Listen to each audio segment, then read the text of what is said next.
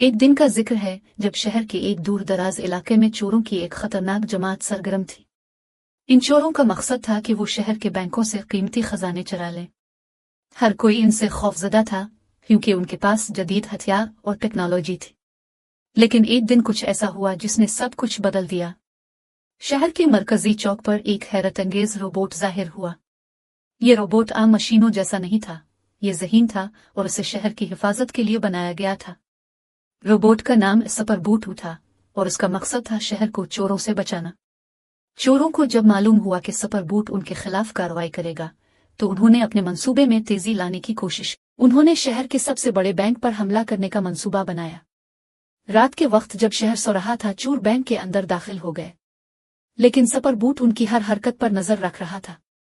जैसे ही चोर बैंक के अंदर दाखिल हुए, सपरबूट ने फौरी कार्रवाई की। इसकी आंखों में लाल रोशनी जल अलिफाटे और वो बिजली की तेजी से बैंक की तरफ बढ़ा।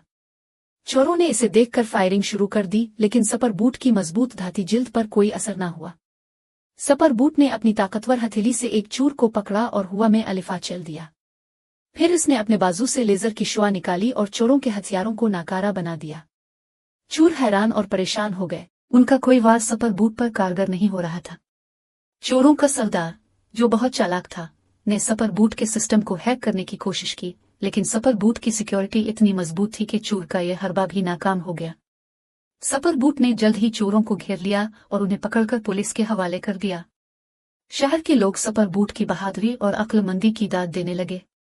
इस दिन के बाद शहर में अमन अमान बहाल हो गया और चोरों की हिम्मत न हुई कि दोबारा कोई जुर्म करने का सोचे। सपरबूट शहर का मुहाफिज बन गया।